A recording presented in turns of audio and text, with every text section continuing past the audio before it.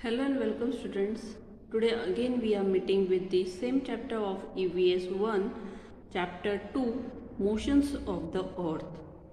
Okay, in last video we have seen what is a year and how the daytime is being divided into 24 hours. Okay, now again will read this part. Now move the globe along the circle on the table.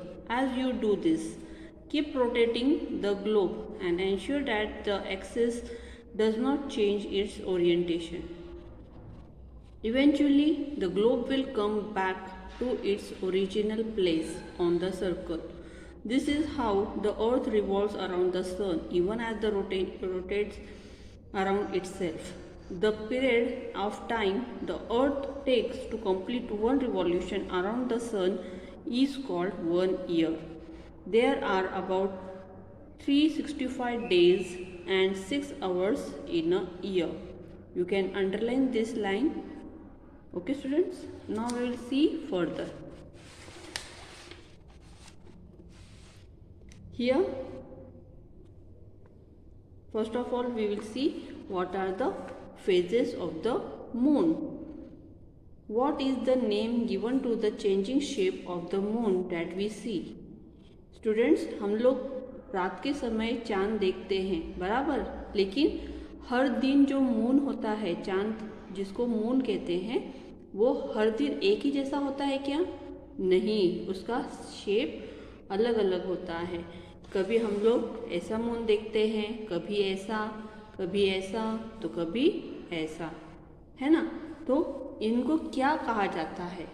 जो ये moon का जो shape changes होते रहते हैं उसे क्या कहते हैं? Phases of the moon. What are the names of the days on which we see round moon and on which we see no moon at all? जिस दिन हम पूरा मून देखते हैं आसमान में रात के समय, हम लोगों को जब पूरा मून नज़र आता है तो उसे क्या कहते हैं? Full moon day. और जिस दिन मून नज़र नहीं आता है उसे हम लोग न्यू मून डे कहते हैं. Okay students, the full moon and the new moon. The moon revolves around the earth. Moon revolves around the earth. जैसे अर्थ रोटेट करती है, रोटेट भी करती है और रिवॉल्व भी करती है सन को, उसी तरह मून भी रिवॉल्व करता है अर्थ को. And the earth revolves around the sun. और अर्थ किसको रिवॉल्व करती है? सन को. However this two orbits intersect. Hence, the sun, the moon and the earth are not always along in a straight line. अब ये moon का और अर्थ का दोनों का भी रिवॉल्यूशन का जो ऑर्बिट है वो इंटरसेक्ट तो होते हैं, मतलब एक दूसरे के ऊपर से जाते हैं, लेकिन कभी भी ये एक ही लाइन में, स्ट्रेट लाइन में नहीं आते. ये बहुत ही रेयर होता है कि वो एक लाइन में सब आता है. Okay students, we see half of the moon's surface which faces to the earth. That is, from the earth we see only one side of the moon. अर्थ पर अगर हम लोग हैं तो हमें मून का सिर्फ एक ही साइड नज़र आता है जो हमारे अर्थ के तरफ है. पूरा मून का साइड हमें नज़र नहीं आता. The moon has no light of its own. Underline करो इसे. The moon has no light of its own. Moon को अपना खुद का लाइट नहीं होता. We can see the moon because of the sun's light that falls on it. हम लोग मून को चमकते हुए या मून को लाइट है ऐसे क्यों नज़र आता है हमें? क्यों? तो सन का लाइट उसके ऊपर गिरता है, फॉल होता है, रिफ्लेक्ट करता है, इसलिए हमें मून ये नज़र आता है. On the full moon night we see the entire side of the moon that faces the earth. On the new moon night we cannot see any of it. Full moon day पर हमें पूरा part दिखता है moon का जो कि अर्थ की तरफ फेसिंग किया हुआ है, और न्यू मून डे के दिन हमें बिल्कुल भी नज़र नहीं आता मून आसमान में. From the full moon and the new moon, the illuminated part of the moon seen from the earth becomes smaller and smaller. Full moon से लेकर न्यू मून डे तक अगर हम लोग देखें तो धीरे धीरे मून का साइज जो है वो स्मॉलर स्मॉलर होते आ रहा है। From new moon to full moon it against grow bigger and bigger. New moon से लेकर फुल मून तक वापस से वो बड़ा होते हुए नजर आता है। This different shapes of the moon we can see are called the phases of the moon. Underline this.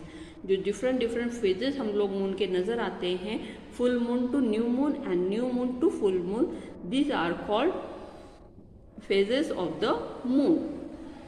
Now you will see the lunar month and the days, that is called tithis.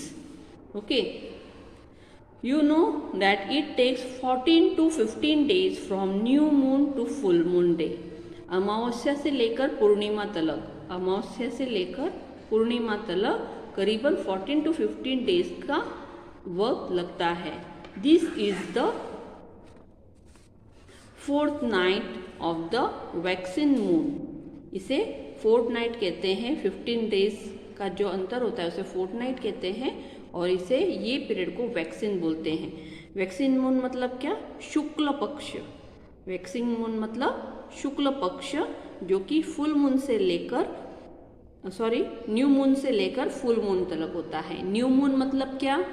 Yes, अमावस्या, जिस दिन हमें चांद बिल्कुल नजर नहीं आता है रात में, और न्यू मून डे मतलब पूर्णिमा, जिस दिन हमें फुल मून नजर आता है।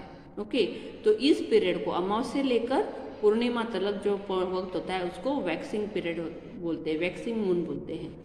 After full moon the moon appear smaller and smaller and after 14 to 15 days it is new moon again. और उसके बाद का जो पूर्णिमा से लेकर वापस से हम लोग न्यू मून, फुल मून से लेकर वापस से न्यू मून तक, अमावस्या तक का जो पीरियड होता है उसे कृष्ण पक्ष बोलते हैं। और उस टाइम पर हमें smaller and smaller moon appear होता है। This period is the fourth night of the waning moon. Thus the period from one new moon to the next is of 28 to 30 days. It is called the lunar month. Okay, जो period का जो ये वक्त है, ये जो period है one new moon से लेकर नेक्स्ट न्यू मून तक का, उसे हम उसको 28 to 30 डेज लगते हैं। ओके, और उसे हम लोग लूनार मंथ कहते हैं। Every day of the lunar month is called a तिथि। हर लूनार मंथ को तिथि कहा जाता है। आप लोग अगर कैलेंडर ऑब्जर्व करोगे तो वहाँ पर शुक्ल पक्ष, कृष्ण पक्ष, तिथिस ये दिए हुए होते हैं। Okay, always remember the rotation of the earth gives rise to day and night. The revolution of the earth and the inclination of its axis give rise to the cycle of the seasons. Okay, अब आप यहाँ पर देख सकते हो, yes, it is what which period? यहाँ पर हम लोग देख रहे हैं new moon to full moon. Okay, new moon to full moon. तो न्यू मून से फुल मून तक का जो पीरियड होता है उसे शुक्ल पक्ष कहते हैं, जिसे कि हम लोग वैक्सिन मून कहते हैं। और वापस से फुल मून से लेकर न्यू मून तक का जो पीरियड होता है वो कृष्ण पक्ष होता है, जिसे हमें वेनिन कहते हैं। और जो fourth night of waxing moon, fourth night of waxing and fourth night of waning, मतलब ये दोनों भी डेज मिलाकर अ लूनार मंथ बनता है। क्या बनता है? A lunar month. Okay, what we have learned in this lesson, let's revise again. The rotation of the earth causes day and night. The revolution of the earth around the sun and its inclined axis together causes the seasons. The revolution of the moon around the earth gives rise to the phases of the moon. The period from one new moon to the next is called the lunar month. It is of about 28 to 30 days. The fourth night ending on the full moon is the waxing moon. The fourth night that ends on a new moon is that of the waning moon. The days of the lunar month are called tithis.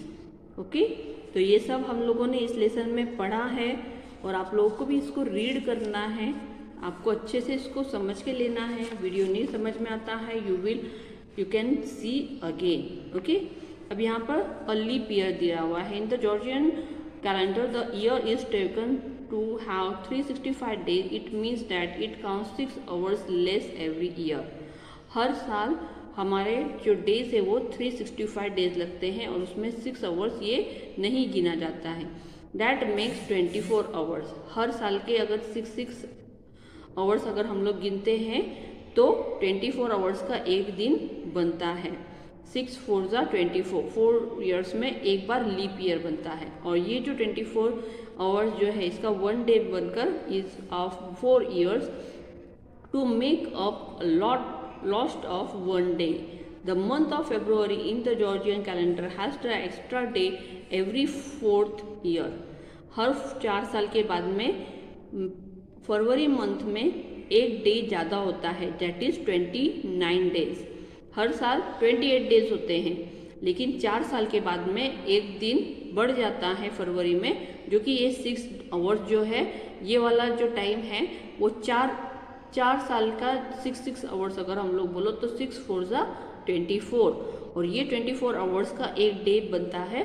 और वो हम लोग फरवरी month में 29 days consider करते हुए leap year में कितने days होते हैं? 366 days. How many years does the leap year have? 366 days. क्यों होते हैं 366 डेज? क्योंकि हम लोग 365 डेज का 1 ईयर पकड़ते हैं, जबकि 365 डेज एंड 6 आवर्स हमें लगते हैं.